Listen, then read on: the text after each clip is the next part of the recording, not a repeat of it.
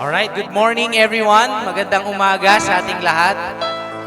We are about to start our service. Ilan po sa inyo you appreciate everyone that is around you attending our 10 a.m. service? Though it's medyo morning pa, no? But among you here appreciate God na meron tayo once a week that we gather to refresh our souls. Alam mo yun, to have peace in all the busyness of the world and our lives. God wants us or wants to restore us into full strength, not just physical, not just emotional, but also spiritual. So as we come here together as church, we will worship our one true God. And when we say worship, it's not just singing, it's also surrendering what is in your heart, what bothers you, and it's also celebrating the goodness of God and His sovereignty, His power. So let me encourage everyone with this word in Daniel chapter 2, verse 20 to 22. It says here, "Blessed be the name of God forever and ever, to whom belong wisdom and might. He changes times and seasons. He removes kings and set up kings. He gives wisdom to the wise and knowledge to those who have understanding. He reveals deep and hidden things. He knows what is in the darkness, and the light dwells in Him." Before we worship God, let us acknowledge in prayer how sovereign, how strong, and how good our God is. Let's pray. Lord, we come to you this morning in humility. With all the days that pass by, Lord, we surrender our hearts and our lives to you. Lord, if there are aspects of our lives, Lord, na bothers us or nasistress kami, right now, Lord God, we surrender. We surrender it to you, knowing and believing and trusting that you will heal us, Lord. And by the time that you have healed us already, Lord, restore back, Lord God, the joy of our salvation, the joy of our hearts. That before we even sing songs of praise, our heart is true, walang pagpapanggap, all genuine, because you know everything. You know what is in the darkness, and the light dwells in you. Thank you, Lord. We worship you. We honor you. We love you. In Jesus' name, amen. Let's worship God together.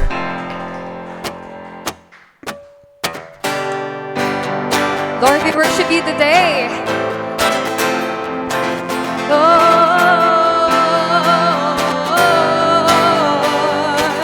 we are here now. All together.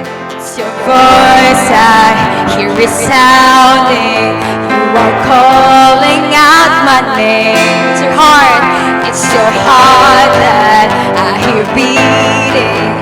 Your love I will proclaim to the nations, generations. Let me be your hands and feet. For your kingdom, for your glory, I lay down my everything. Come on, Jesus, we are here now. Fill us with your love. Fill us with your love. Jesus, you are with us. Send us in your name. Send us in your name.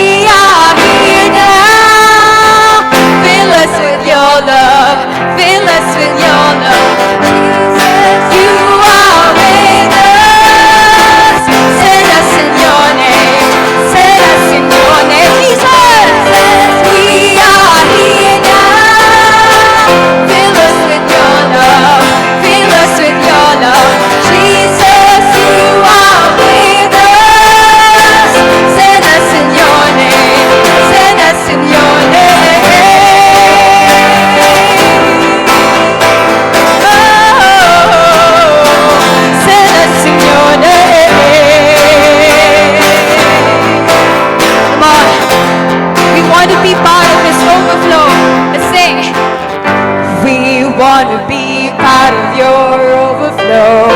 We want to be part of your overflow. We want to be part of your overflow. Your overflow. We want to see. We want to see. Want to see your glory fall. We want to see. Want to see your glory fall. We want to see your glory fall. Your glory fall. We want to be part of your overflow. We want to be part of your overflow. We want to be part of your overflow. Your overflow. Jesus, we are here now. Fill us with your love. Fill us with your love. Jesus, are with us. Send us in your name. Send us in your name. Jesus, we are here now. Fill us with your love. Fill us with your love. Jesus, you are with us. Send us in your name. Send us in your name.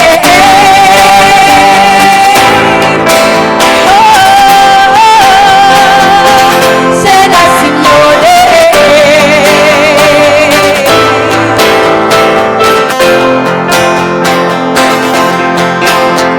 Thank you, God. Thank you, Lord.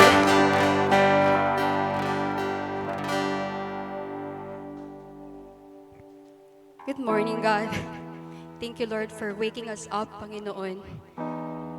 Thank you, God, for being with us, being in the midst of us, Panginoon. Thank you, Lord, for gathering your people, God, to worship you, Lord. Right now, Lord, you're seeing our hearts, Panginoon, what's inside of it. Lord, you know our hearts. I pray, God, that we will all surrender at your feet all our worries. You cleanse our hearts, Panginoon, so that this will become a righteous heart. It is only you, God, who will cleanse it. It is only you, God, who will make it white like snow. Thank you, God. It is through us, Panginoon, you dwell. Dwell in us, Lord.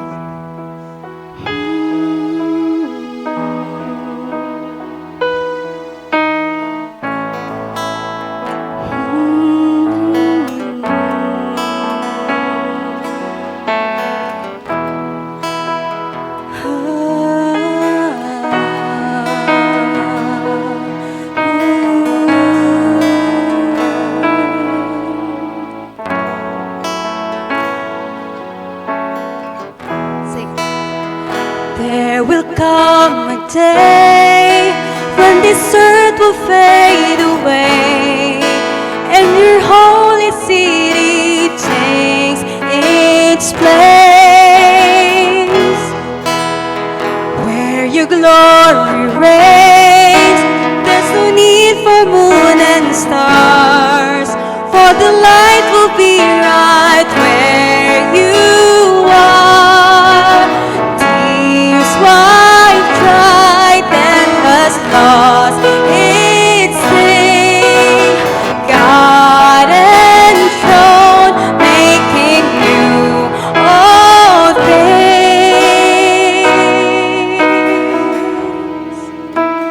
Holy,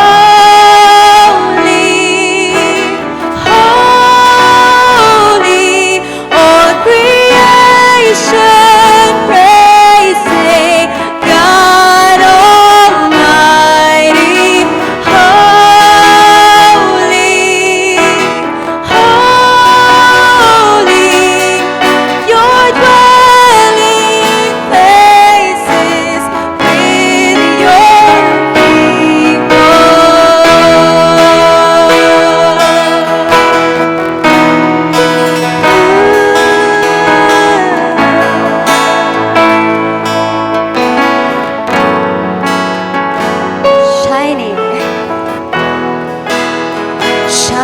from the sky is the brilliance of your bride, free from every curse and every lie. No temple will stand, for the Lord our God and Lamb will be the temple of His people. Tears wiped dry, death has lost its sting. God enthroned, making all things holy, holy.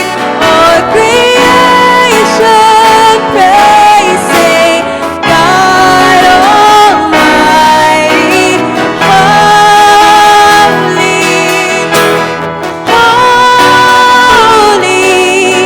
Your dwelling places with your people, holy, holy.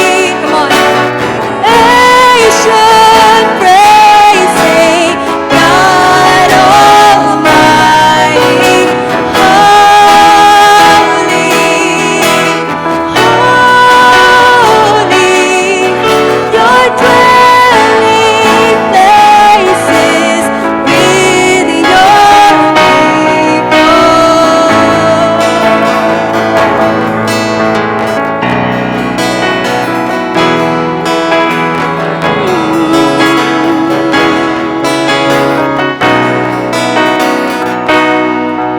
Behold the Lord in all His majesty. Behold the Lord, He is the King of kings. Behold the Lord in all His majesty. Behold the Lord, He is the King of kings. Holy, holy, all creation praising God Almighty, holy, holy.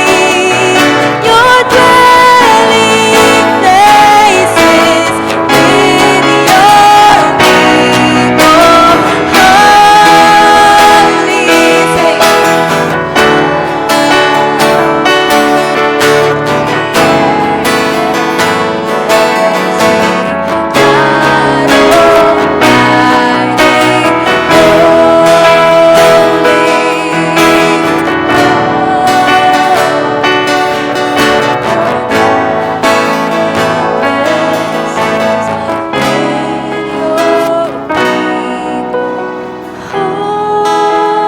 Almighty, holy, all creation praising God Almighty, holy, holy. Your dwelling places with your people.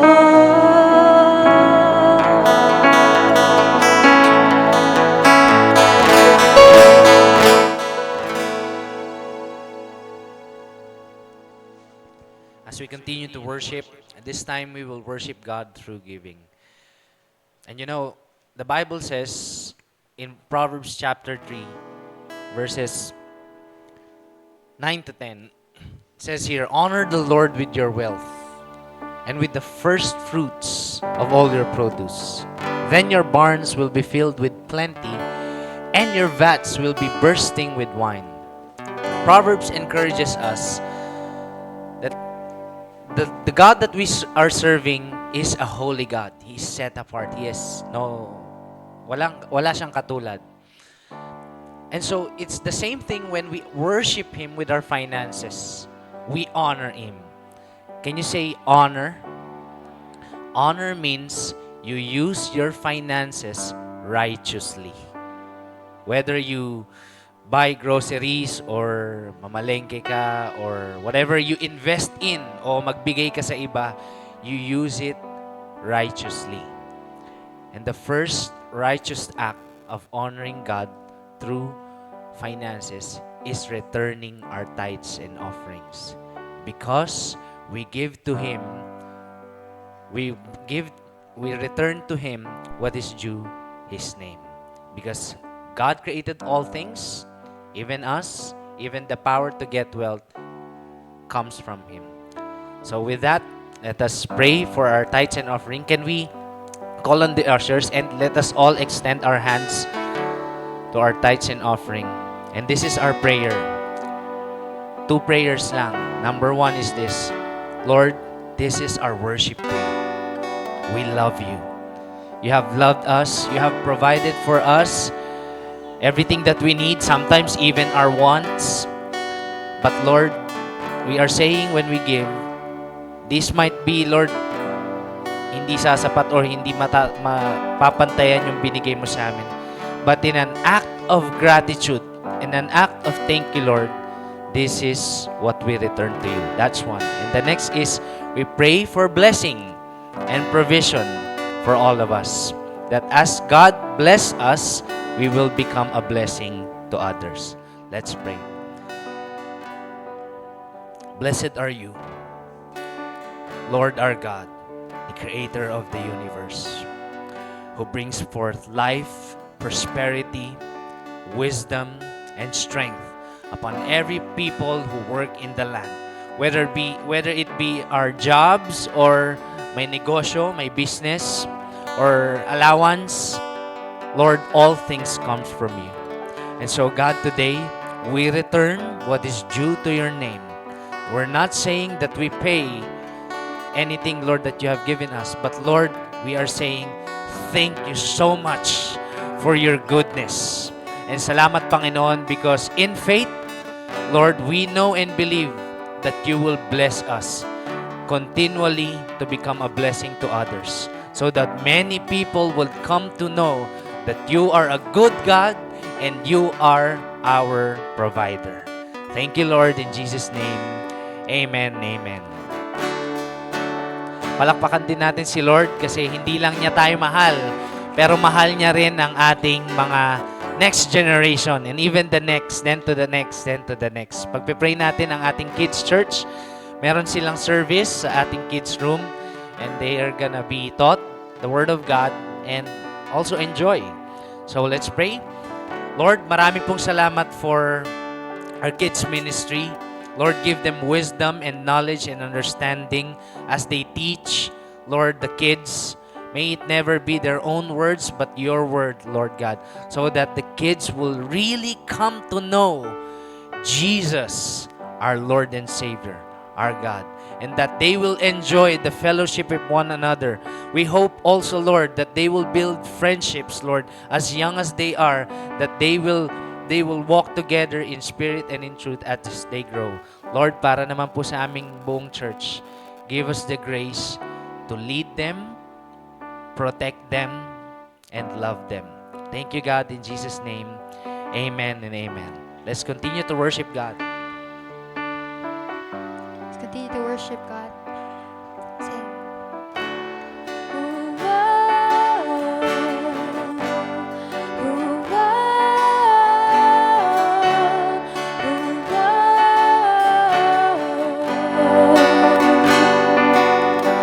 For freedom's sake, you gave your son to die. Adopted us from darkness into light. Now I am safe within your loving arms, and I can hear the yearning of your heart. Sing for freedom. For freedom's sake, you gave your son to die. adopted us from darkness into light. Now I am safe within your loving arms, and I can hear the yearning of your heart. The lost, for the lost, it beats, we can hear it calling. Make our hearts beat and beat and beat for those sons and daughters. For the lost, it beats, we can hear it calling. Make our hearts beat and beat and beat and beat with you.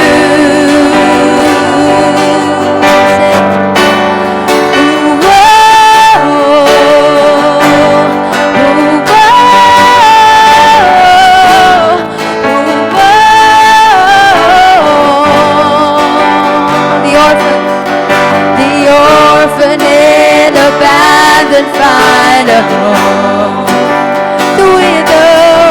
The widow has a place before the throne. For strong and deep and uncontainable is your heart, the love that beats for all the world. Sing for the lost, it beats. We can hear it calling. Make our hearts beat and beat and beat for those sons and daughters. For the lost, it beats, we can hear it calling. Make our hearts beat and beat and beat and beat with you. For the lost, it beats, we can hear you calling. Make our hearts beat and beat and beat for those sons and daughters. For the lost, it beats, we can hear you calling. Make our hearts beat and beat and beat and beat with you. Make our hearts beat. Make our hearts beat with you. Make our hearts beat, God. Make our hearts beat. Make our hearts beat with you. Make our hearts beat. Make our hearts beat with you. Make our hearts beat. Make our hearts beat with you. Naririnig ang iyong tinig, tiringin ang iyong tawa. Naririnig ang iyong tinig, tiringin ang iyong tawa. Naririnig ang iyong tinig, tiringin ang iyong tawa. Naririnig ang iyong tinig, tiringin. Oh, naririnig, naririnig ang iyong tinig, tiringin ang iyong tawag. Naririnig ang iyong tinig, tiringin ang iyong tawag. Naririnig ang iyong tinig, tiringin ang iyong tawag. Naririnig ang iyong tinig, tiringin ang iyong tawag. For the lost, it beats, we can hear it calling. Make our hearts beat and beat and beat for the sons and daughters. For the lost, it beats, we can hear it calling. Make our hearts beat and beat and beat and beat with you. For the lost, it beats, we can hear you calling. Make our hearts beat and beat and beat for the sons and daughters. For the lost, it beats, we can hear you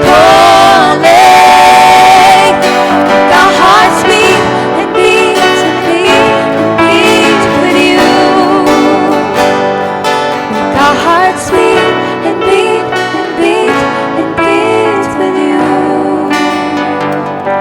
Make our hearts beat and beat and beat and beat with you.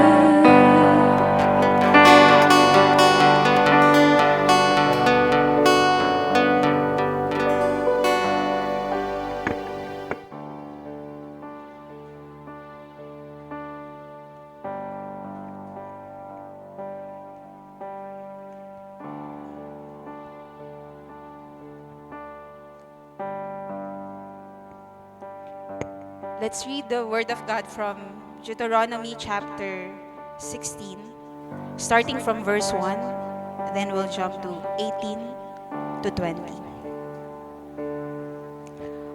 Let's read together. Observe the month of Abib and keep the Passover to the Lord your God.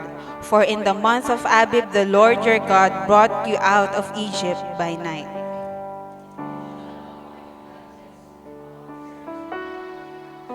That the Lord your God is giving you, according to your tribes, and they shall judge the people with righteous judgment. You shall not pervert justice.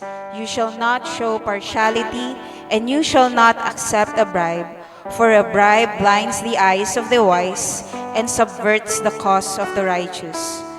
Justice and only justice you shall follow, that you may live and inherit the land that the Lord your God is giving you. Let's pray. Lord, we thank you for your word. Thank you, God, that your dwelling place is with your people. Thank you, God, that we get the privilege and the opportunity to be here today, God, to worship you, to give thanks to you, God, for your goodness, for your faithfulness to us, God. And Lord, today, that as we approach your throne, God, Lord, dalangin namin, Panginoon, that Lord, may we, Lord, just dwell in your presence. Just, Lord, hear from you, God, today. And Lord, um, see and know you for who you are. That you are a God that is so good and faithful and just. So, Lord, I pray that prepare our hearts today as we hear your word, as we listen to your word. Not only that we get to listen to your word, but God, as your people, we will be able, God, to live your word, to apply your word, God, in our daily lives. Thank you, God. We honor you. This we pray in Jesus' name. Amen and amen.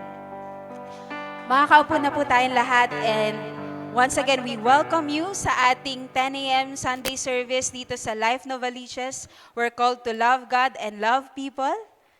Ayan.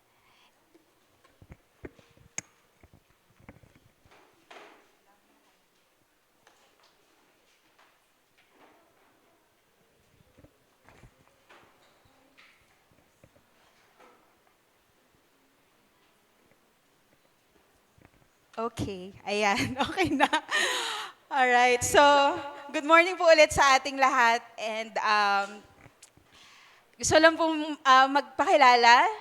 Ako po si Coach Sam. I'm one of your campus missionaries dito sa Life Nova. Yan, and siguro medyo nagugulat lang yung mga tao kasi usually talaga si Coach Taps, si Coach Jo Marie yung nagpi-preach sa 10 a.m. natin, no? But then we're grateful for Coach Jo Marie and also for our pastors and leaders, kila Pastor Tim, Pastor Henry, and the rest of our Life Nova leadership team for the opportunity na binigay sa atin to preach the Word of God sa ating Sunday service at sa 10 a.m. Ayan. So, yan. And we're just glad that we have this opportunity to share the Word of God to all of you. So, I can just see some new faces. Sino po dito, you're coming for the first time? And you're all welcome here. Thank you po for being with us sa ating service.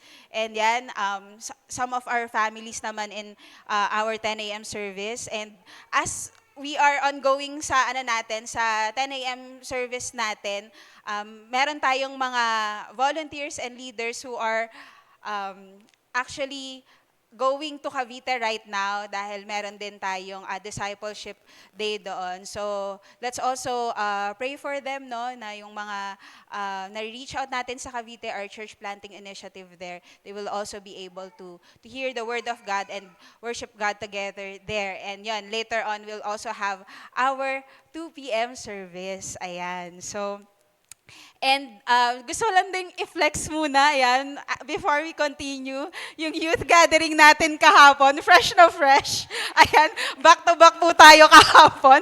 Ayan, so we had our Waves and Win series naman sa youth gathering natin. So for our young people, sa mga students natin, you can join us sa youth gathering natin na we're having it every or twice or 2 Saturdays of the month. Usually, yung last 2 Saturdays. But then yon, naka 2 Saturdays na tayo for the month of August. So, yung balik ulit natin ay sa September. Okay, so yan, September 14, right? Yung continuation ng Waves and Wind series natin. So, for our young people, kaya most of them din wala ngayon kasi yon, ginabi kahapon sa youth gathering natin. So, yan, we're just glad na we have that kind of service for our young people to get to hear the word of God as well. And yun, also to have fellowship sa mga kapwa nila mga students, no? So, yan. And also, no, today, we are concluding yung series natin na Love the City. Yan. Yung local church series natin na Love the City. And Love the City is a series about social responsibility. So tayo as Life Church, no, sabi natin, we're called to love God and to love people. And you know, part of loving people does not only entail na we proclaim the gospel to them, that we preach the gospel to them, but loving people is also a call for us to demonstrate the gospel. And so, nasa 3rd week na tayo, okay? And last installment na to. And yun nga, actually, itong series na to, kung tutuusin, bitin siya for 3 weeks because there's a lot of things that we can really talk about social responsibility. But yun, let's just have a recap muna. Mag-recap lang muna tayo for those na hindi nasimulan yung natin, series natin for the past 2 weeks. Show of hands nga po sa nandito nung week 1. Ayan. On week 1, we talk about God's heart, right? Na yung God's heart of compassion, yung compassion ni God, no, that's the foundation of our compassion as well.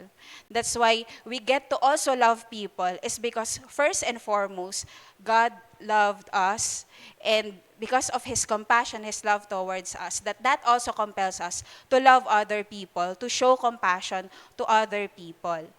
And yan, si Coach Jo Marie din yung nag-preach nun sa 10 a.m. natin. And then, on week 2 naman, we talked about generous heart. Ayan, show of hands sa mga nandito. Kasi pag nakukumpleto yung series, may prize. Oh, sa youth gathering lang. Ayun. Ayun. So, okay. So, yan, week 2, we talked about generous heart na yung generosity ni God, no, it also inspires us to be generous towards other people, most especially to those who are vulnerable, to those who are poor, right? And then sa series, sa naman natin ngayon, sa week 3 natin or itong last installment ng series natin, we'll be talking about righteous heart. Ayan, may kilala ka bang righteous dito? Ayan. Tapikin mo kayo, katabi mo ka righteous yan. But then, yeah, here, we will talk about the heart of God, righteous heart of God, no? And in this series, na Love the City, we're actually going through the book of Deuteronomy. Ayan, medyo nakakabulol lang siya. Ayan, Deuteronomy. Sige nga, spell. Pinaspell. Ayan, Deuteronomy. So yung book na yan, Deuteronomy, ay nasa Old Testament, no? It's the 5th book of the Old Testament. And Deuteronomy is actually yung second reading of the law. Yan.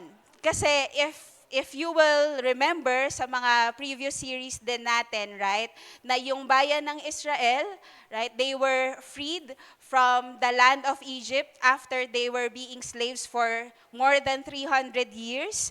Okay? And so, nag-travel sila, no, going to the land that God promised to them. Pero, it took them 40 years bago sila makarating dun sa promised land. No? Yung journey na dapat 40 days lang, it took them 40 years. So itong Deuteronomy na to, this is the second reading of the law kasi nung time na to, no, that they are about to enter, hindi pa sila nasa promised land nito, ha? Hindi pa sila nakaka-enter or nakakapasok sa Canaan nito. As they are about to enter the promised land, yung unang generation ng mga Israelites na tumawid from Egypt, and yun, tumawid in the wilderness, na ano na sila, pumanaw na sila.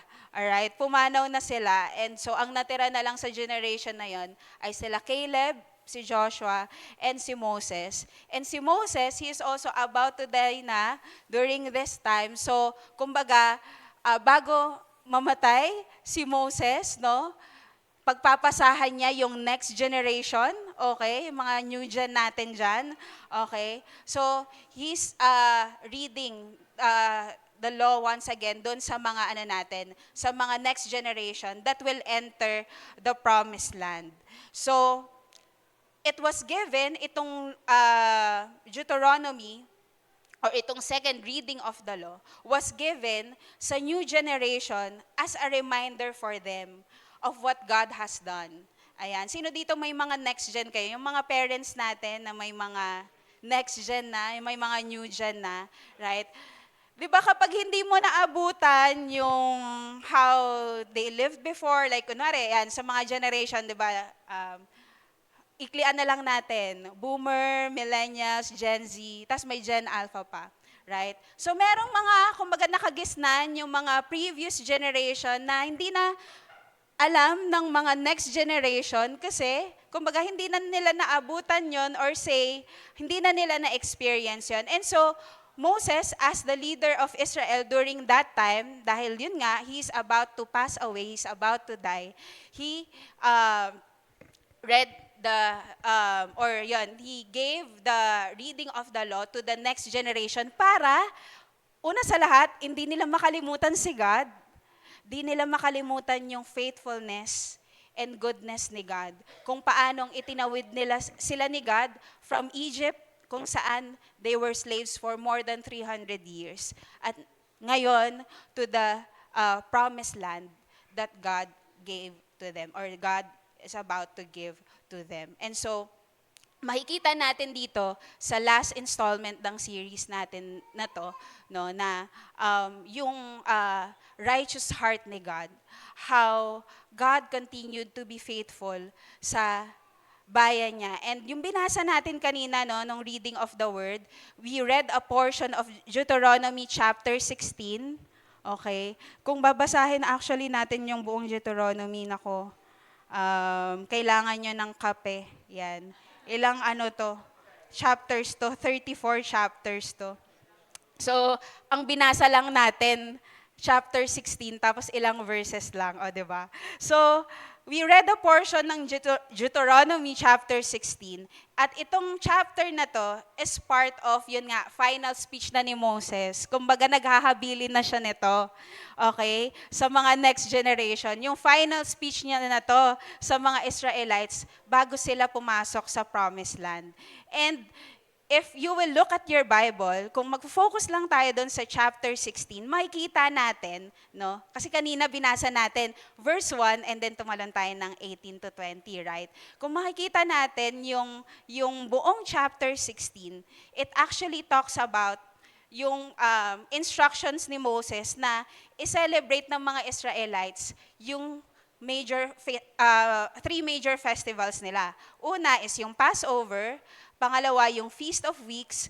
Pangatlo, yung Feast of Tabernacles. Now, mga piyesta ito na instructions to celebrate para sa Israelite people only. Kaya tayo ngayon, hindi na natin to, okay, hindi natin to sineselebrate, okay? Hindi natin siya kino-commemorate. But what's good about it is that as we read yung Bible, nakikita natin, no? Nakikita natin na, wow, grabe, ang faithful pala ni God. Hindi lang sila kumbaga, hindi lang nagbigay si Moses ng instruction, okay, sa mga Israelites na i-commemorate nila or to celebrate those festivals, okay, just for the sake of magpiesta, right? Sino dito mga naka-attend na ng mga festival, ng mga piestahan, ayan, lalo na sa probinsya. But actually, the heart behind celebrating those feasts is for them to remember God.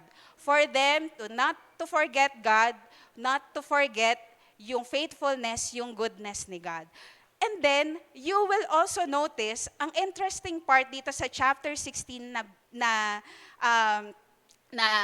binasa natin, okay, yung sa verses 18 to 20, Moses revealed yung heart ni God towards justice. Dito ka ma-amaze kasi tungkol sa mga piyesta to eh.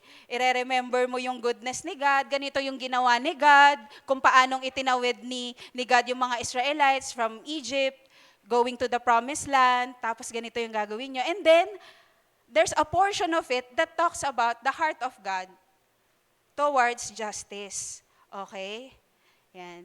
And as the Israelites are about to enter the land that God had promised to them, may instruction si God kumbaga, yung mga tao, alright, yung mga tao, they should take justice and choose their leaders seriously. Okay. So, dito makikita natin dun sa 3 verses na binasa natin at babasahin natin ulit how yung heart ni God is so close to to the lost, right? We have learned about that in the past 2 weeks. To the last, yung laging mga napag-iiwanan, right? And to the least, right? Even to those people na nasa laylayan na ng lipunan or hindi na sila masyadong, kumbaga, binibigyan ng importansya. At makikita din natin dito as we read the Word of God. Ang amazing lang how, I hope that as we study the Word of God today, as we dig deeper sa Word of God today, na makita natin na si God, He is, yes, after your heart, He is after your soul, He is after our salvation. But at the same time, God is also after yung life natin here on earth, right? Paano ba tayo mamumuhay? Ngayon, na for those who have decided to follow Jesus and there's no turning back, right? The reality is, we will continue to live in a fallen world. The reality is, mamumuhay tayo sa mundo na makakita tayo or makakabalita tayo ng mga krimen, right? Left and right? Right? Yan. Diba? Makakarinig tayo ng mga balita about wars, injustice, famine, and all. Now, God is also after us, people, how we will live our lives here in this fallen world. And so, part of it is that God, yung na makita natin yung attribute ni God or yung character ni God, that God is just. God is a God of justice. Alright? And He will not let na yung lahat ng mga kasamaan na nangyayari sa mundo will not go unpunished. And so, makikita din natin dito, no, na si God pala, right, He is after yung, He is after us, or He wants us to pursue righteous living, and He wants us to pursue justice. Now, the question for us is, ito, yan. Kasi part of what we have read today, again, babalikan naman natin yung verse 18 to 20 mamaya. Part of what we have read today it gives light sa mga social issues na kinakaharap natin ngayon, na prevalent or kumbaga lagi nating nababalitaan or tayo mismo nararanasan natin in our nation today. So the question for us today is, as a church, bilang isang church, okay, how are we going to pursue righteous living and be advocate of God's justice? Okay, i-pursue natin yung justice ni God kahit na ito yung mga nararanasan natin sa paligid or ito yung crime, yung injustice, okay, yung impartiality, yung prevalent na nangyayari sa paligid natin or sa mundong ginagalawan natin, or kumbaga i-ano pa natin ng konti sa nation natin, okay? That's why ang invitation ko sa ating lahat as we go through the word, that we really have to, or let's take time to listen. Let's take time to discover yung heart ni God, no? Na as we have come to know God, that God is loving, God is gracious, God is merciful, God is just, right? Na tayo as a church, no?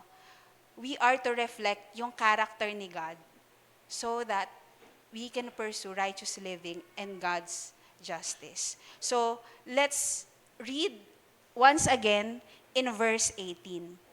So, sabi dito,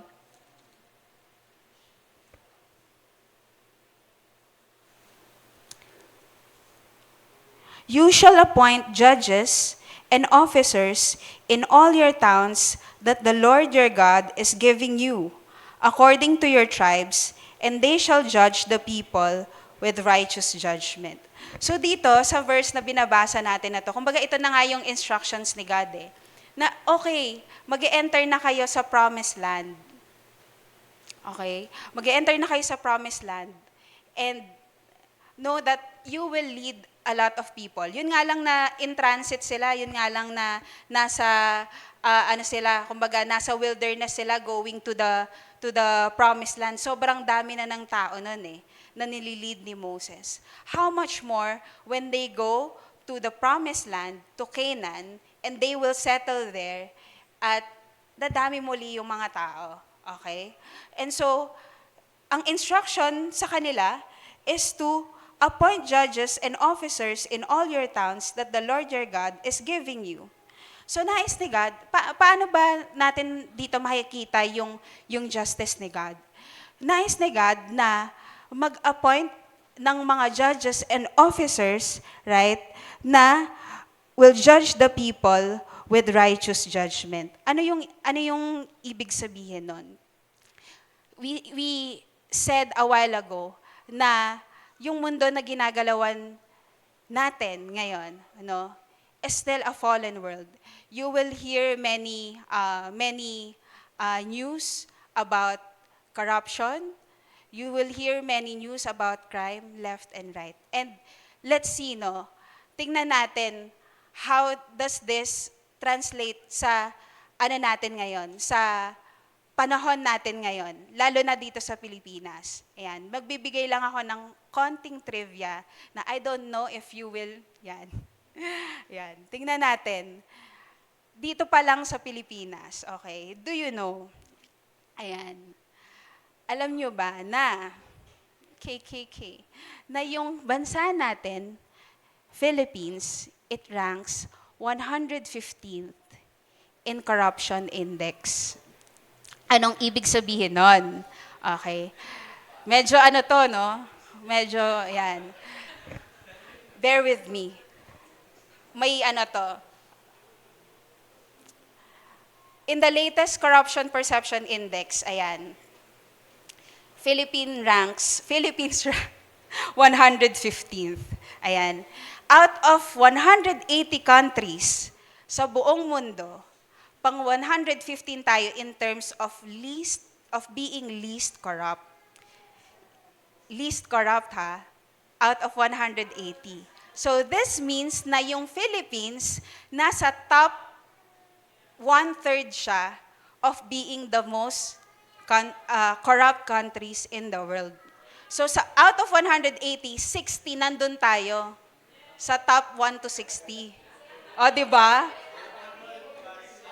Sa lahat naman ng itatop talaga natin, di ba? Para kang, alam mo yon, meron kayong magkakaklase, 5 kayong magkakaklase, tapos may top, ikaw yung pang top 5, pang top 4, di ba? Nag-top pa, di ba? So, yan. And doon sa index na yon, of course, itong ano na to, hindi to basta-bastang ano lang, hindi lang to basta-basta na study lang or survey lang. Okay? Of course, yung pinanggalingan talaga nito is legit source, ayan, from reputable institutions, if you have heard about World Bank and World Economic Forum. Okay, ayan, medyo ano na, di ba? Nagiging ano na tayo, medyo geek. Ayan, so, ang score ng Philippines, ayan, di ba? Sa mga nagko-quiz dyan, lalo na sa L113, ayan. Ayan, ang score natin, ng bansa natin, is 34 out of 100. Okay. 0 from being the most corrupt, 100 being the most clean na government system. Okay. So, ang average is 43. So, nasa 34 tayo. So, ibig sabihin, talagang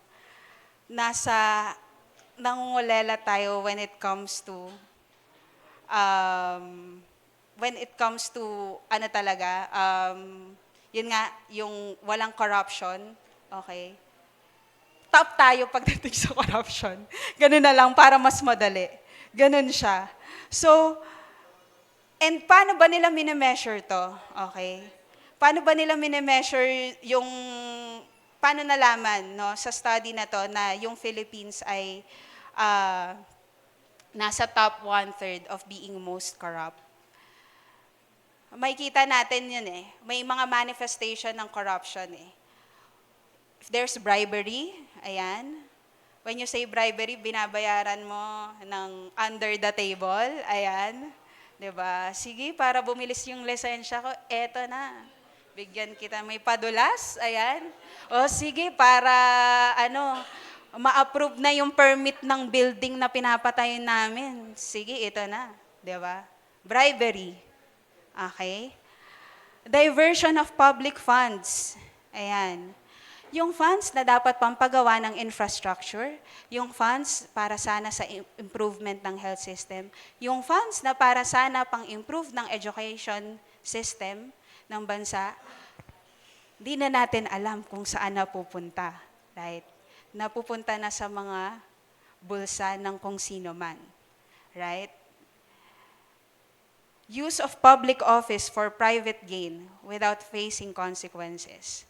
Dahil you're a public official and you think you have authority, okay lang kahit hindi ka, alam mo yon, you use yung position mo for your own interest. Right? Without facing consequences. Lalo na dito sa bansa natin, medyo mahirap pang 'di ba? Kapag nakasuhan ng graft and corruption, right? Mahirap pang i-impeach. Pag na-impeach, 'di ba? Tinanggal sa public office, after how many years pwede ulit bumalik? Okay lang. 'Di ba? Nakakalungkot, 'di ba? Inability ng government to contain corruption and excessive red tape. Nepotism. Ayan, dahil may kamag-anak ka sa gobyerno, 'di ba? May kamag-anak ka sa mayor's office, sige, 'di ba? Tanggapin na 'yan, palusutin na 'yan. Ito yung due process ng pag-a-apply ng government position, pero dahil may malakas ka na backer, sige, una ka na sa listahan. O sige, ikaw na yung tanggap kahit hindi ikaw yung nakakuha ng may pinakamataas na grade. Right? And we have seen that happening left and right. And sa atin, kumbaga dahil nakamulatan natin yung ganong klase ng sistema, right? nakamulatan natin yung ganong klase ng culture, iniisip natin, okay na lang yan. Or iniisip natin na ganyan na yung kalakaran, wala na tayong magagawa dyan. But then, no, that's on a macro level. How much more, right? How much more in our very own campuses? How much more in our very own homes? How much more in our very own communities? How much more as well sa atin individual lives, right? Kaya sinasabi dito, no, dun sa word na binasa natin, kung mag-a-appoint tayo ng leaders, mag-a-appoint tayo ng officers, right? Let's choose, let's choose wisely, right? Hindi si wisely, right? Let's vote wisely, hindi si wisely. But what we mean to say is that when we appoint or when we vote for leaders, when we vote for officials of the land, right? Hindi lang sana tayo nagbe-base on popularity, hindi lang tayo nagbe-base sa kung ano lang yung nakita din natin agad na information on social media. We really have to research right now kasi lalo na ngayon, 'di ba? Kung ano yung mga nafi-feed natin sa social media, magdedepende yan sa algorithm. So kung ang nafi-feed sa ay wala kang kamalay-malay na fake news yan, akala mo lahat yan totoo. And so, 'di ba? Hindi ka na nag proper research. And then once na na-appoint na, once na naboto na, once nasa posisyon na sila, then doon natin makikita yung totoong totoong kulay, or doon na natin makikita yung totoong intention nila why they run for the office. And bakit ba natin sinasabi to? Ate Sam, di ba? Ate Sam, ano ba namang pakialam ko dyan? Right? But as people of God, tayo na sumusunod kay God, right? And we believe that God is a God of justice. God is just. Then tayo as people of God, we must also pursue justice. And so, meron din dapat tayong pakialam when appointing leaders of the land, right? Meron din dapat tayong pakialam, or we do our part, we do our due diligence of researching, right? Of praying and of voting who should sit on on those offices. Kasi eventually, that will also affect us. That will affect a lot of people. And maybe some of us here, nonchalant na lang, okay lang, di naman ako maas sa gobyerno eh. Malaki naman yung sahod ko. Sa corporate naman ako nagtatrabaho. But, kung ganun yung klase ng mindset na meron tayo, right? How are we able to, do our part in defending those who are least? Those na wala na din talaga silang inaasahan, right? Those na, alam naman natin na yung social status sa bansa pa lang natin, iba-iba na, right? May mga mayaman, may hirap, tas mas lalong kawawa pa yung mga may hirap. And so, if wala tayong pakialam dun sa mga bagay na yun, right? How are we pursuing justice, the justice of God, if doon pa lang sa mga bagay na yon, right? Appointing leaders of our land, right? Doon, hindi na natin ginagawa yung responsibility natin. We also have a role to play, right? In choosing the right leaders who will lead our land. They shall judge the people with righteous judgment. Okay? Sabi dito, you shall appoint judges and officers in all your towns that the Lord your God is giving you. So, ibig sabihin, it's God who gave us, di ba, the authority. God has given us, yung responsibility for us to take care of what has been entrusted to us. And so, ganun kahalaga na we exercise wisdom. We exercise, caution in really choosing sino ba yung magli-lead sa bansa natin, right? Sino ba yung magli-lead sa mga ano natin, sa mga barangay, sa mga probinsya, sa mga cities, right? Because eventually, lahat yon, it will still affect us, right? And sabi pa dito, in verse 19, you shall not pervert justice. Ano yung ibig sabihin nun? Na you shall not pervert justice. Dapat maging patas tayo sa pagja-judge. Walang kinakampihan, walang kinikilingan, walang pinoprotektahan. Ayun. Serbisyong totoo lamang. Ayan. So in appointing leaders, no, in appointing officers, in appointing leaders of the land, ito pala yung dito natin makikita ano ba dapat ito yung guidelines or ano ba yung character na meron dapat sila. Dapat maging patas sila sa pagja-judge at walang kinakampihan. Huwag silang tatanggap ng suhol, sabi diyan, you shall not show partiality and you shall not accept a bribe. Yan. Anong ibig sabihin ng you shall not show partiality? Yan. Sabi nga, yan, yung dapat wala tayong kinikilingan. But if we will really look at the definition of we will not show partiality, yung kumbaga, hindi ka, kumbaga, eto, naranasan nyo na ba to? Say, pumunta ka sa munisipyo, ganyan. Right? Tapos may nakita kang, familiar na tao. Ayun, sige, punta ako dun. Kay ganito, makikisuyo ako. Baka naman, ganyan, di ba? Baka naman, di ba? Or sometimes, when we say, let us not show partiality, kumbaga, hindi ka nagpe-play ng favoritism. Let's play fair. Okay? Hindi tayo yung dahil mas mataas yung posisyon nito, dahil boss siya sa kumpanya, 'di ba? Siya yung mas bibigyan natin ng pabor. Okay? Dahil ito mas malaki yung tax na ibinabayad niya. Okay, sige. Bigyan natin ng pabor to. Wag natin silang i-punish kung sakali mang nag-evade sila for ilang months or ilang years, right? Sometimes, no, and most of the time, talaga, that happens, right? Pero ano yung sabi ng word?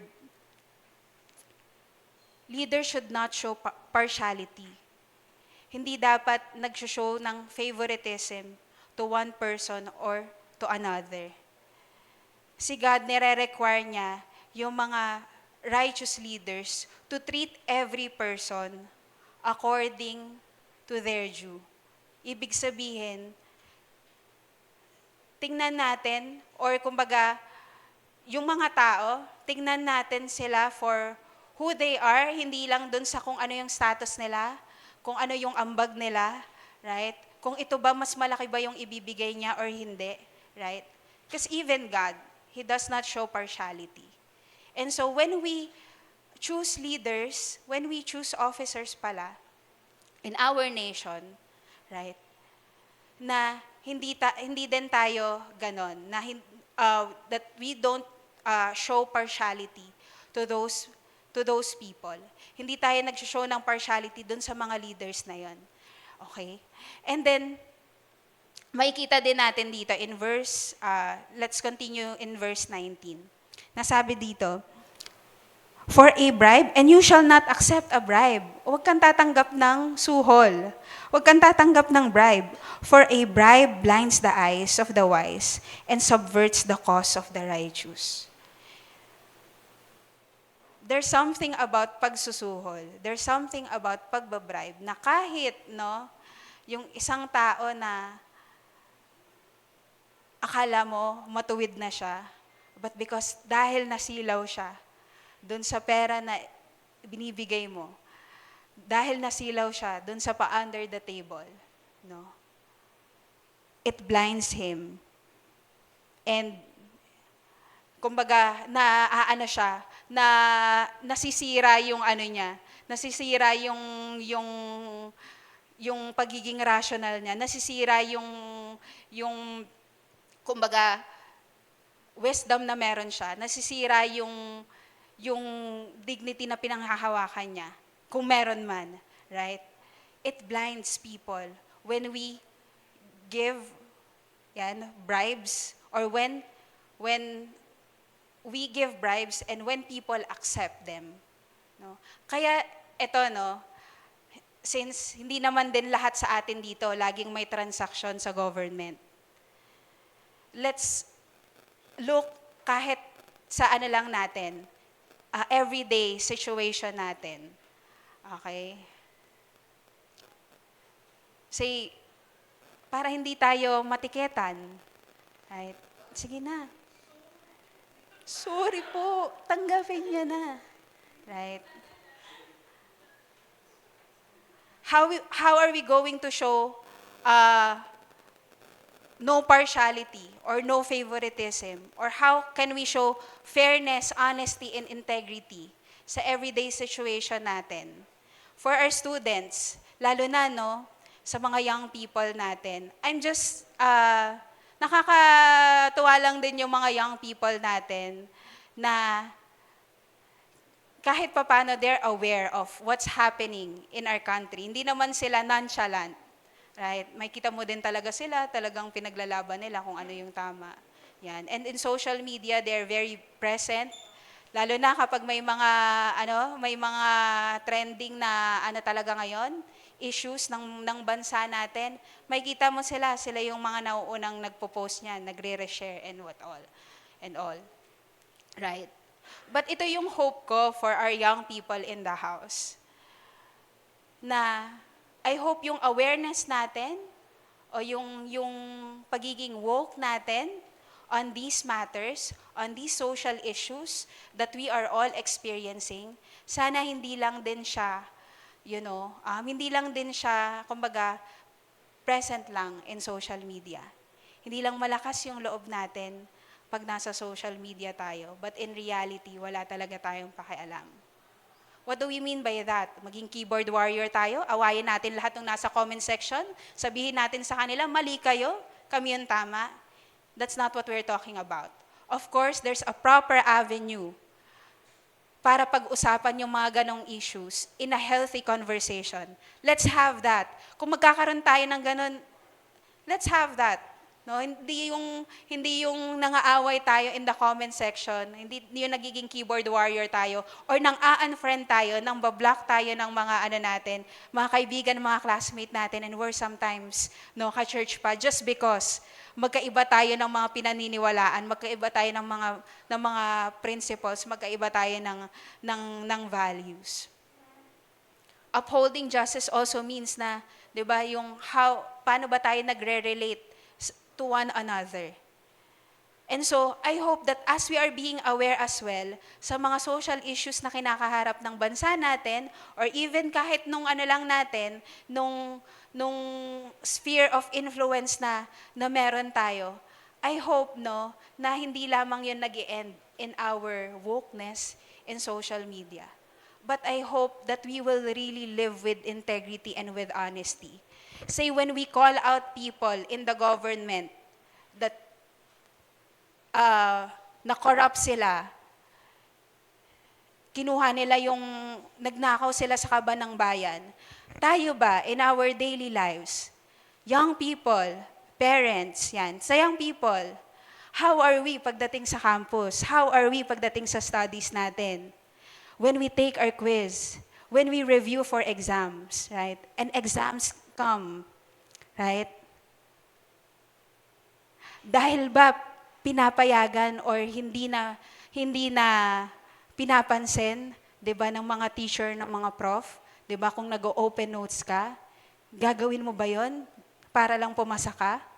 And nakakalungkot, when we talk to some of our students, when we had our prayer walk some weeks ago, na yung mga prevalent na culture inside their campuses, na laganap yung cheating, laganap yung Alam mo yon, yung, kumbaga hindi na, wala nang pakialam kahit yung ibang mga professor or teachers kung nag-open notes yung yung estudyante pag may exam for the sake lang na pumasa.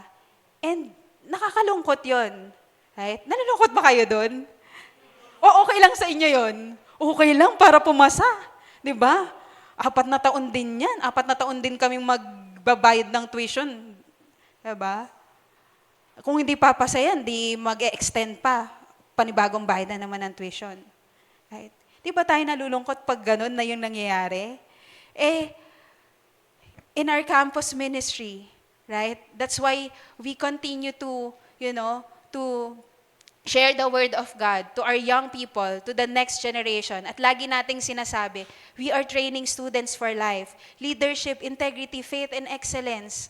Right? Integrity, excellence, 'di ba? And we allow those things to happen. Kaya sinasabi natin sa mga estudyante natin, kahit ganon, yung prevailing culture sa campus natin, let's go against that flow. Let's believe God na God will, as we do our due diligence of studying, of honoring God pagdating sa pag-aaral natin, let's believe God that He will really sustain yung natin, yung season natin bilang high school, college students, that God will provide for you. God will provide for your family. You will graduate on time. You will graduate even not on time. Di ba? Gagraduate ka pa din. Gagraduate ka on God's time. Right?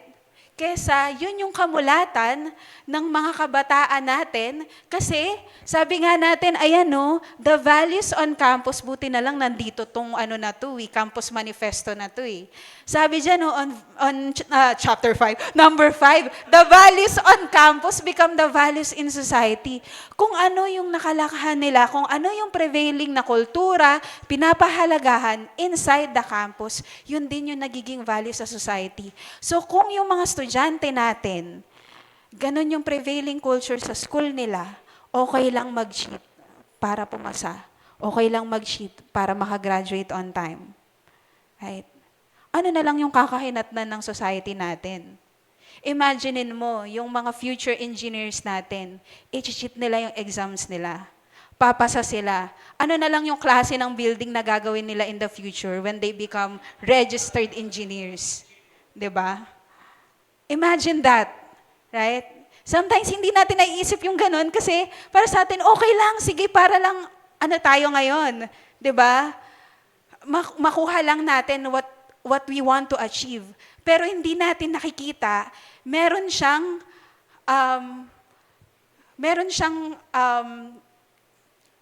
effects, very bad, worst, na mangyayari in the long run. And those things sometimes hindi na natin naiisip kasi we are just living for now.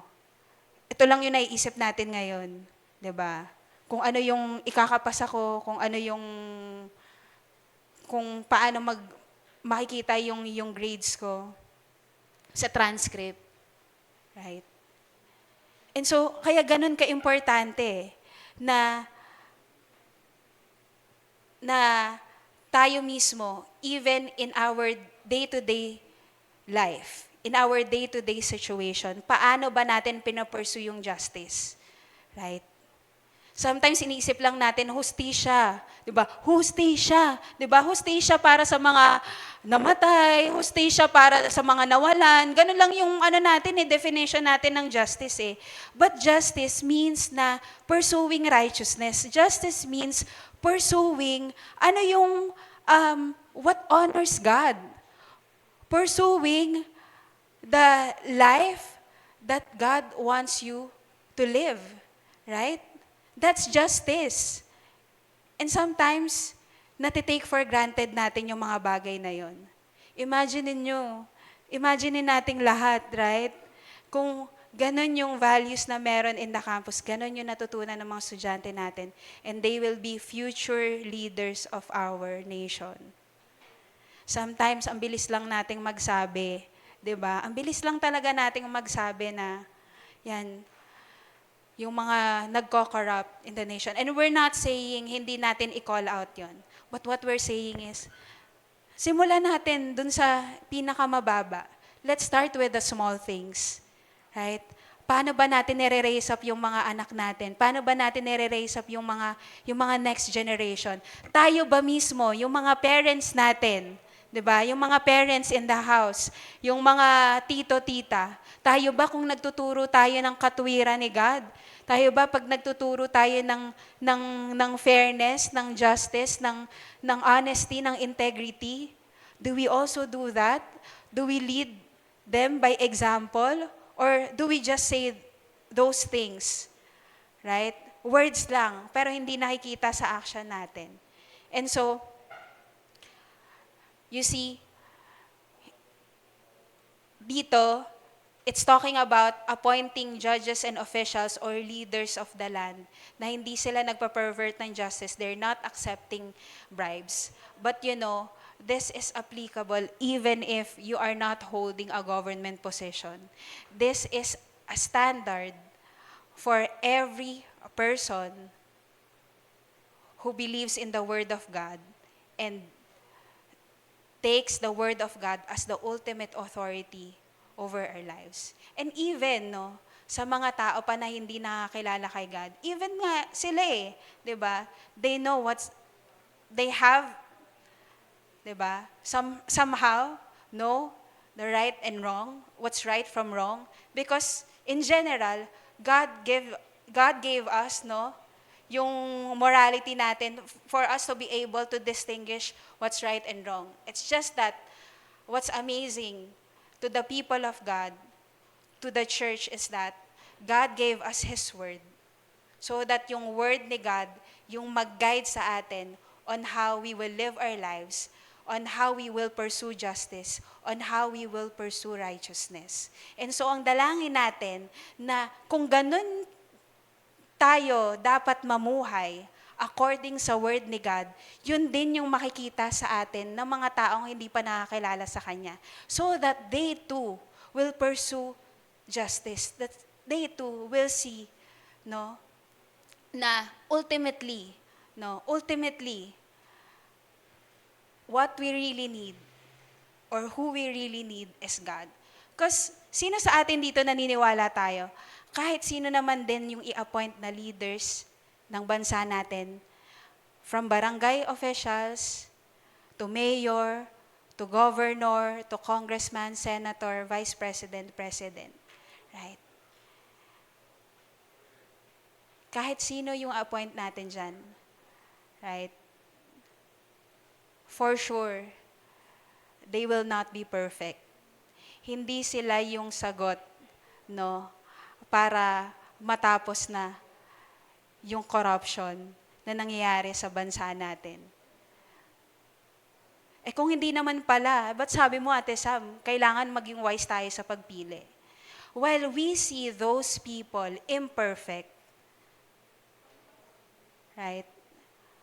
But as we exercise the wisdom that God has given us in appointing the leaders of the land, then we will believe by faith that those people, na maa-appoint sa bansa natin down to the least, down to the pinakamababang posisyon, they will be able to, do their task, do their responsibility in ways na will not benefit them, but will benefit the whole people. Because that's what they signed up for, right? Yun yung sinaynapan ng mga tao na gustong mag-serve in the government. Yun yung sinaynapan, 'di ba, ng mga boss in the corporate world. That you will not serve your own interests, but the interest of others. That you will serve what is beneficial for all. Hindi lamang yung pansariling gain natin. Alright? And then, we will see in verse 20, it says here, justice and only justice you shall follow, that you may live and inherit the land that the Lord your God is giving you. Justice and only justice you shall follow, that you may live and inherit the land that the Lord your God is giving you. In Pinoy version, katarungan ang laging mangibabaw sa inyo para mamuhay kayo at matanggap ang lupaing binibigay sa inyo ni Lord na inyong Diyos. You know, that's the God that we serve. You know, He wants us to pursue justice. He wants us na we will follow or mangingibabaw yung katarungan, no? Sa bansa natin, mangingibabaw yung katwiran niya in our cities, in our families, in the campuses, right? And how are we, and makikita natin, no, na as we follow that command of God, that justice and only justice we shall follow, sinabi niya diyan na that you may live and inherit the land that the Lord your God is giving you. So you see, laging may kaakibat na makikita natin yung resulta ng pag-obey natin kay God. There's always, you know, there's always a reward or there's always a result that we will see when we live in obedience to what God is commanding us, to what God is instructing us. We will see na when we pursue righteousness, when we pursue justice, no, it will produce, no, it will produce something that will not just benefit you, but will benefit other people as well, that will benefit the whole land. Ano ba yung pinoproduce ng justice at ng righteous living? Ano ba yung mangyayari sa atin, right? Ano ba yung mahihita natin? What's in it for us if we will pursue righteousness, if we will pursue justice? Ang hirap naman yan, Ate Sam. Right? Ang hirap naman yan, Coach Sam. When all of my classmates, diba, nakagraduate na sila, samantalang ako, hirap na hirap kasi ako dito sa subject na to. Samantalang sila, ang laki na ng sinasahod nila. Samantalang ako, ito lang yung sahod ko. Diba? Ang hirap naman yan na parang sila nag-e-enjoy, samantalang ikaw, tayo na nagpo-pursue ng righteousness, parang mas tayo pa yung nahihirapan. Parang tayo pa yung mas nagsasuffer.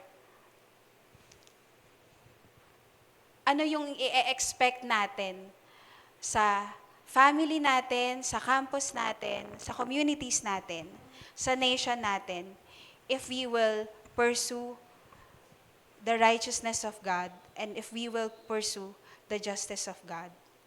Ang sabi ng word ni God, blessings are on the head of the righteous. God's ears are open to the righteous. The righteous who walks in his integrity, blessed are his children after him. The children will be mighty in the land. The generation of the upright will be blessed. Wealth and riches are in their houses, and their righteousness endures forever. Sana, hindi lang tayo mahirate sa, yun, sometimes, just because we want to pursue this, ngayon na, God, bigay mo na sa amin yung wealth and prosperity.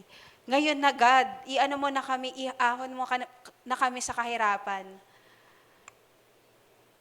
Pero in pursuit of that, hindi tayo nagtitiwala kay God na when we do not show impartiality, when we live with honesty and integrity, that God will reward that. And nagre-resort tayo sa madalian. Nagre-resort tayo na, ito God, gusto ko na to. Diba? Ito na yung gusto kong mangyari sa pamilya ko. Ito na yung gusto kong mangyari sa buhay ko. And then you will resort to, diba, pandadaya. You will resort to bribe. You will resort to cheating. Right? Na hindi yun yung nais ni God para sa atin. Because eventually, lahat ng yon, kahit na in short term, right, it may seem rewarding, it may seem na, ay, okay lang, wala namang nakapansin. Ay, okay lang, basta, ano na ako, settled na yung family ko.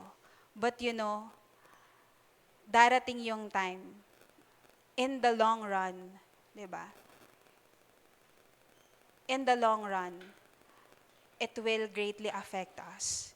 And so it is much better for us, no? It is much better for the people of God na sundin natin kung ano yung sinasabi ng word ni God. Let us follow the ways of God. Let us seek yung will niya. Let us seek yung justice niya. Let us seek yung righteousness niya. And that comes with a promise that He will bless His people. Justice and righteousness will bring the blessing of God. Kaya ganun ka-importante sa atin that even in the very least little things that we do, right, na-honor natin si God. In the very little things that we do, sabi nga din sa word, di ba?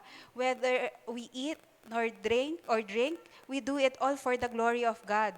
Pag nag-e-exam tayo, let's do it for the glory of God. Huwag tayo mandaya. Pag ginagawa natin yung trabaho natin in the corporate world, let's do it for the glory of God. Huwag tayong manapak ng ibang tao. Right? And imagine this with me. Imagine this with me. If the people of God, now, imagine this with me. If the people of God, the church, pursue justice and righteousness. Imagine, yes, we are here right now in this worship hall. Sama-sama tayo na nag-worship kay God, nakikinig ng word ni God, na alam yung will ni God for us. But as a church, we are called to be a salt and light. We are called to be a city on a hill. God has given us our own spheres of influence. Sa pamilya man yan, sa bahay natin, di ba? Sa trabaho natin, sa community natin. And imagine this, if we pursue righteous living and we pursue the justice of God, and that is being seen and that is being felt by the people around us, dun sa mga spheres of influence na meron tayo, imagine what kind of city are we living in? Isn't that loving the city? Isn't that about, allowing or being the channel or the vessel of God for His justice, for His blessing to flow, hindi lang sa atin na nandito ngayon, but also to the people outside, most especially to those who have not yet known God. For those who are lost, for those who are the last, for those who are the least of the society. Imagine that with me. Kaya ganun tayo kasigasig eh. Kaya as a church, ganun natin nirarally. Hindi yung rally, di ba? Hindi yung rally na punta tayo sa harap ng City Hall or sa Menjola or sa kung saan man, di ba? Kaya natin nirarally na ma-disciple yung mga young people natin, ma-disciple yung mga tao. It's only because, as they receive the Word of God and let the Word of God be the authority over their lives, be the authority over our lives, we will see, change happening in our society. We will see change happening in our families. We will see change happening in our campuses. we will see change happening in our nation. And sometimes, yun yung hindi natin nakikita in a broader level. But God is doing something. God is doing something big behind the scenes in order for His love, for His justice, for His mercy, and for His grace to be felt not just by the people of God, but those people who are yet to be part of His family. And so we're just glad na, yan, say for example, and we have some pictures, right? Nakatuwa lang that we have scholars or students like Aideen, who's part of our barangay or sangguniang kabataan, no, ng Nova proper, right? Na as a chairperson, na ganun kahalaga na yung tinuturo natin na Word of God sa kanila, yung tinuturo natin about integrity, about faith and excellence and leadership, that is being translated and how they lead yung iba pang SK officials ng Nova Proper, kung paanong nare-raise din yung mga kabataan ng Nova Proper, right? Next, a young professional like Katrina working in BIR, Bureau of Internal Revenue, ayan. How yung integrity, how pursuing justice, how pursuing righteousness translate in her work in BIR. Na hindi lang siya, hindi puro lagay, hindi puro bribe, hindi ang naa-appoint na mga officers or na mga leaders doon ay napadaan sa padulas. But because there's integrity in the work that they are doing, right? Na yung mga naa-appoint talaga is those who deserve to be there, right? Next, in our kids' church, right? Akala natin pag pinagpipray natin yung mga kids na nandito sa service, di ba? Na papapuntahin natin sila dun sa kids room. Ano, para lang hindi sila maingay dito? Para hindi sila makaistorbo? Di ba? Para wala tayong naririnig ng mga nagiiyakang mga bata at nakikipagsabayan sa nagpipreach sa stage. Hindi yon, right? We have kids church. We send them to kids church so that they too, no, sila din, no, natututo na sila ng word ni God, natututunan nila as young as they are na mahalin si God, natutunan na nila, no, na mag-follow sa ways ni God. Hindi lang yun para hindi sila makaistorbo dito kasi sila din doon nag-aaral sila ng word ni God, eh. 'Di ba? Tinuturuan natin sila doon ng word, eh. So that pag nasa ano na sila, nasa eskwelahan na sila, 'di ba? Sila din nagpo-pursue ng justice. I can just remember, side note lang, kausap ko yung pamangkin ko na grade 9 na grade 4 na siya ngayon kasi 9 years old pala siya. Grade 4 na siya ngayon.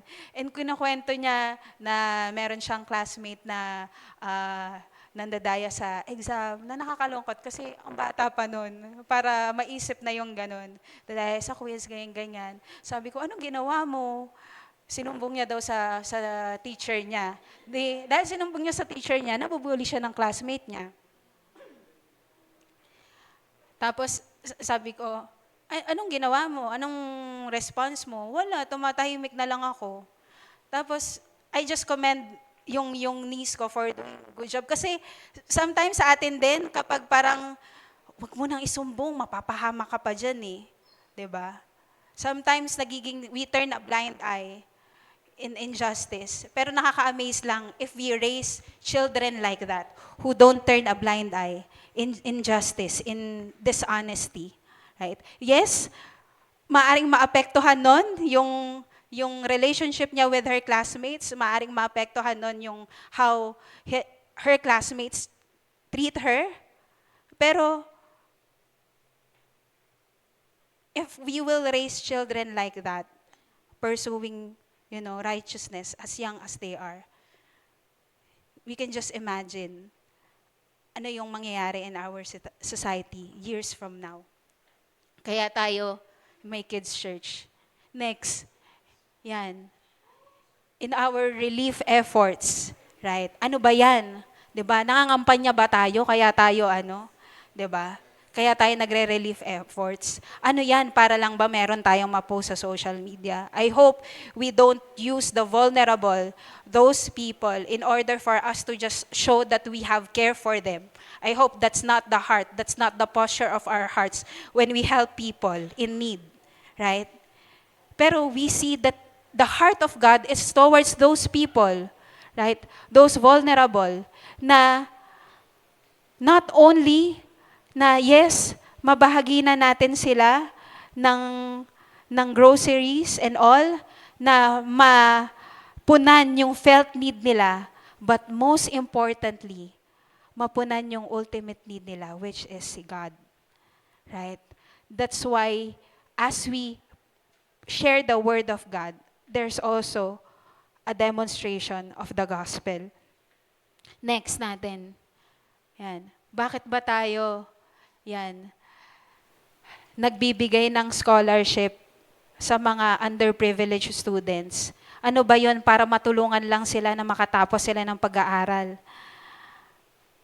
Para lang makaahon sa kahirapan yung mga pamilya nila at matupad yung mga pangarap nila. Well, those are all good. No, we're for that. We are for the welfare of these students, of these bright students. We are for, after these students na ma-pursue nila yung purpose ni God sa kanila. But ultimately, more than giving them scholarship, more than giving them assistance para makatapos sila ng pag-aaral, right?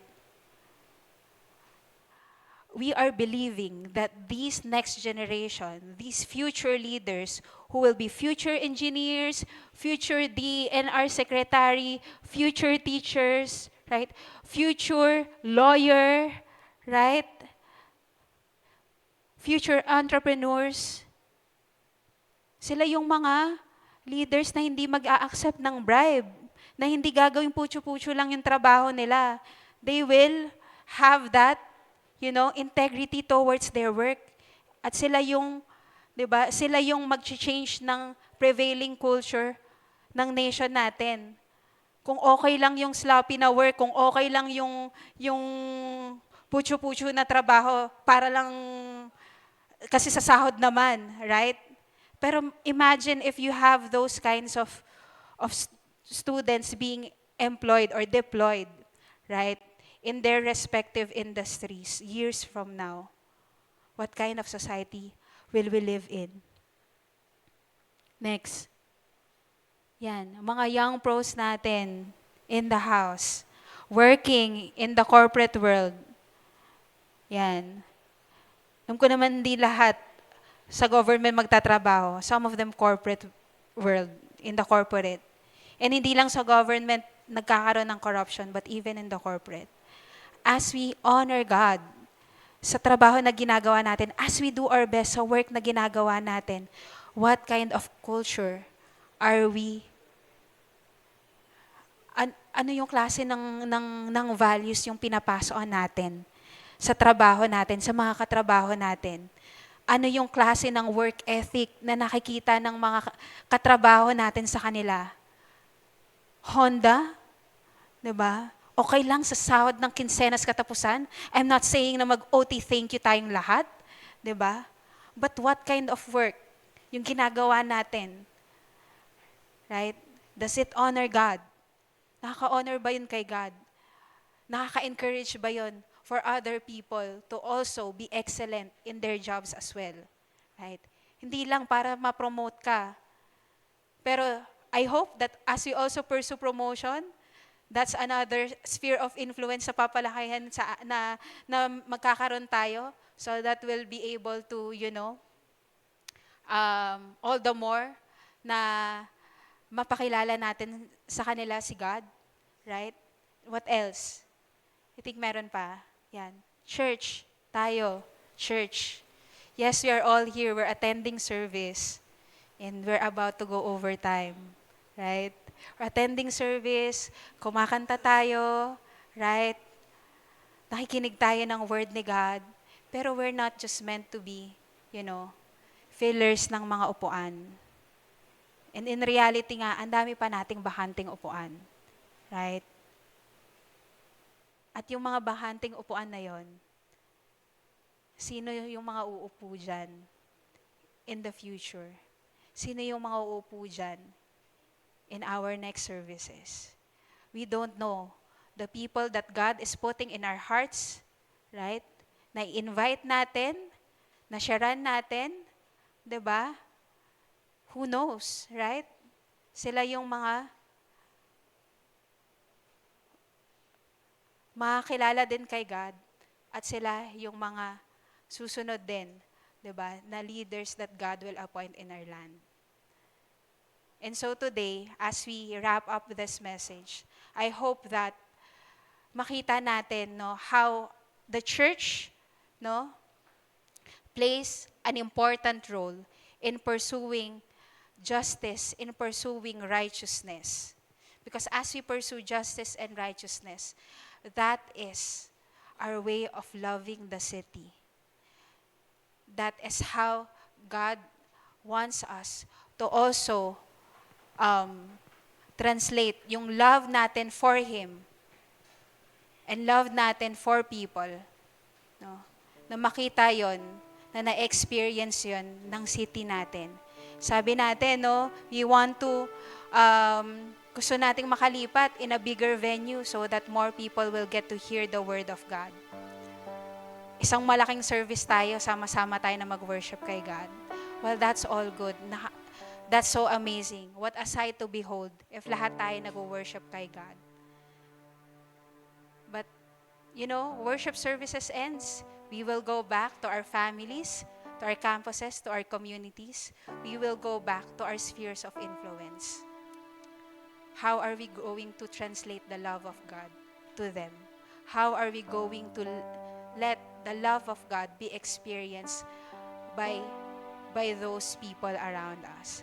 So today, again, we all stand and, you know, just thank the Lord for His message for us this morning as we wrap up our series, Love the City.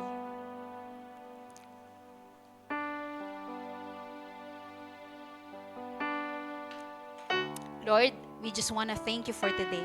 Thank you, God, for your message sa amin ngayong umaga na to, Panginoon. That, Lord, indeed, yung word mo, even though it was written thousands of years ago, you find your word relevant and true to us today. Thank you, God, because your word guides us on how we are ought to live our lives. That, God, because you are a God who loves us, you are also a God who is merciful, who is just. And you want, Lord, for your justice to rule over our lives and over our nation, over our families, over our communities. And so, Lord, today, as we have listened to your word, Lord, we took the time to study your word. We took the time, God, to read your word carefully. Lord, ang dalangin namin, hindi lamang to basta lumipas lang itong natutunan namin today. Because we believe, Lord, and what you have said in your word is true, that even heaven and earth will pass away, but your words will never pass away. And so, God, we believe that, Lord, your word spoke to each one of us this morning, God. That, Lord, you are a God who is just. And so you want us, Lord, to Lord, na maging honest kami, that we will have integrity, that we will have righteousness, God. Hindi lang, Lord, para makabida kami, but because, Lord, that's how we are ought to be.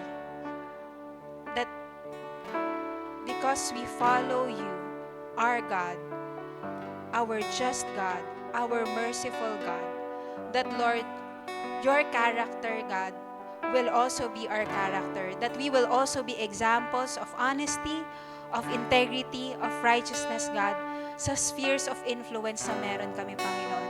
Kaya, Lord, ngayong umaga na to, Lord, we would want to humbly come before you, Lord. And Lord, saliksikin mo, God, search mo, God, yung hearts ng bawat isa sa amin, Panginoon. Na, God, as you have posed, or as we have Lord, heard that question sa amin lahat this morning. How that as a people of God, as a church, paano namin isisik yung righteousness mo? Paano namin, Lord, ipapursue yung justice mo? Lord, search our hearts today, God, and may we be able to evaluate, God, our hearts right now. God, in our personal lives, were we able to treat others fairly? Regardless ng kung ano man yung background nila, galing man sila sa mayaman or galing sa mahirap. God, do we show favoritism? Yung ngingitian lang ba namin, yung kakaibiganin lang ba namin is yung mga tao na maaari kaming mag-benefit later on? Lord, far be it from me, far be it from us na ganun yung heart namin, God. Lord, as you have treat each one of us fairly, Lord, may we also treat others fairly, God. Lord, dalangin namin as what we have seen, Lord, in the past weeks as well. How you have cared for the least, how you have cared for the vulnerable, Lord. Dalangin namin, Panginoon, malaman namin, ilagay mo, God, sa heart namin, in what ways, God, we can help those people. How, Lord, yung mga tao na to, Panginoon, they are also in need of your love and of your mercy. And what ways, God, we can extend help to them. In what ways, God, that we can, Lord, be a vessel of your love to them, Lord. Paano ba namin, Lord, tinatrato yung mga mahihirap? Paano ba namin, Lord, tinatrato yung mga elderly? How are we treating, Lord, yung mga nasa laylayan ng lipunan, Panginoon? Lord, dalangin namin that may we treat them, Lord, with justice, with fairness, God. Na, Lord, hindi lang kami basta magaling lang magsalita in social media, mag-repost ng mga ipinaglalaban namin in social media. But in reality, God, as a people of God, we will take actions, God, to be advocates of your justice. Lord, with what you have entrusted to us, trabaho namin, God, pag-aaral namin, negosyo, Lord, pinagkakakitaan in our finances, how are we using, God, our talent, our time, our treasure, Lord, na nagre-reflect sa justice mo, na nagre-reflect, God, na ma-bless din yung mga tao, Lord, with what you have entrusted to us. Because, Lord, your heart is not just to bless us, but, Lord, you bless us so that we can be a blessing to other people as well. Lord, dalangin namin, Panginoon, open our hearts and our eyes today to see, Lord, in what ways we can bless and in what ways, Lord, we can be a blessing to other people. Lord, thank you because you have put us together or brought us, Lord, together in this church community. We could have been called to somewhere else. We could be part of other local church, but Lord, you have called us to be part of this local church of Life Novaliches. Lord, dalangin namin, Panginoon, that because we are a church, God, we are your people. Na Lord, hindi lang sana kami basta madaanan lang din namin yung isa't isa. But Lord, indeed, na maging totoo, Lord, sa amin yung lagi namin sinasabi, Lord, that you have called us to love you and love other people. Lord, if there are relationships, Lord, na may dysfunctions right now, if we have, Lord, wrong someone, if, Lord, mas pinapaboran namin yung ibang tao sa church versus other people, Lord, patawarin mo kami, Panginoon. Dalangin namin that, Lord, as you have called us to be ministers of reconciliation, God, that indeed, Lord, we will seek your peace, Lord. We will seek, Lord, kami, Lord, yung manguna, God, to, Lord, maintain the unity, Lord, in the bond of peace. Because that's how you have called us, Lord. How, Lord, yung relationship namin sa'yo, na-restore yun because of what you have done for us, God. Lord, dalangin namin, God, may we be agents of restoration as well, God. That, Lord, lahat kami dito, Panginoon, even in our differences, even in our diversity, we will have unity. And Lord, dalangin namin that as you have called as well, Lord, your church, your disciples, God, to go and make disciples of all nations as well. Dalangin din namin, God, na hindi lang namin, for all of our life group leaders here, coaches, those who are already starting to disciple, Lord, and those who have the heart, Lord. And Lord, lahat naman talaga kami, tinawag mo to go and make disciples. Ang dalangin ko, Lord, dalangin namin, Panginoon, hindi lamang namin idadaan sa proseso yung mga tao, but we will go through with them in a journey of knowing you, in a journey of discovering, God, yung purpose mo sa bawat isa sa amin, in a journey, God, of seeing, God, and tasting that indeed you are good. You are good to us, Panginoon. And Lord, as we journey these people, Lord, na makilala ka nila, God, as we journey one another, God, in knowing you more in our lives, Lord, dalangin namin, Panginoon, na from these people, one day we believe by faith, God, that you will raise future leaders of our society, God, future government officials, future boss sa mga sa corporate world, future officials in barangay, in every level of government. Nawa, Panginoon, or Lord, even leaders of family, leaders in the campuses.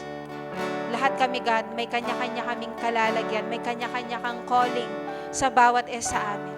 Lord, dalangin namin, bawat isa sa amin, Lord, as we share the word, and as we go and make disciples, Lord, that, Lord, we will not see these people for who they are right now, but for who they will be in the future. How you have called them, how you have given them the identity and the purpose, God. May we, Lord, as your people, be your agents of change, God. And Lord, advocates of your justice in our families, in our campuses, in our communities, and ultimately, God, in our nation. And one day, God, we will see, Lord, that all the nations of the world, every tribe, every nation, every tongue will bow down to your name and will give glory and honor to the name that is above all name, to the King of Kings and to the Lord of Lords, Jesus. Jesus, period. So Lord, with all the injustice, corruption, Lord, lahat ng mga kasamaan, God, na nararanasan namin dito sa mundo na to, Lord, we know that one day you will come back for us. You will come back for us. And Lord, you will wipe every tears from our eyes. Lord, you will restore every broken things that were broken because of sin. And Lord, now that we are experiencing even a glimpse of your presence, Lord, you have said in your word that we will be your dwelling place. We will be your dwelling place. As we are experiencing your presence today, we know, God, that one day, ultimately, God, we will be with you, Lord, and you will be with us. Maraming salamat, Panginoon, for this comfort that you are giving us, and at the same time, God, for the hope that we are looking forward in the future. Thank you, God, as we pray in Jesus' name. Amen and amen.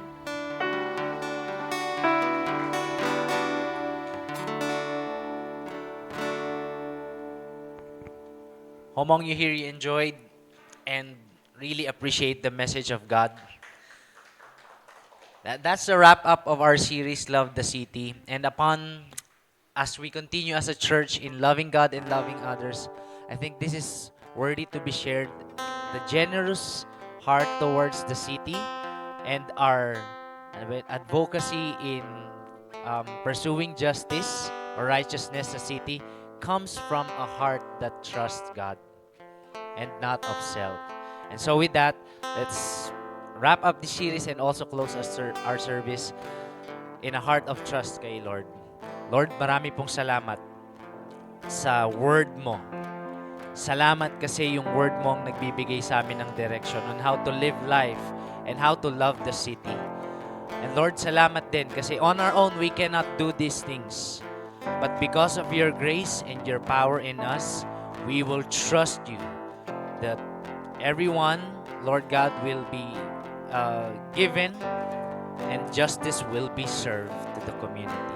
Salamat, Panginoon. All this we pray in the mighty name of Jesus. Amen. Amen. Alright, so see you next week sa ating pagbubukas ng bagong series. Next week na, okay?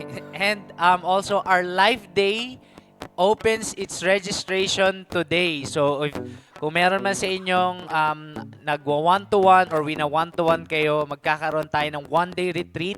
That's gonna be September 21st. And ang registration natin ay magsisimula na ngayon. For those of you who may ask, ano pong kailangan, siyempre, yung presensya mo, at saka yung make sure that you finish at least chapter 3 ng one-to-one. Yan. Alright? See you next week. God bless us all.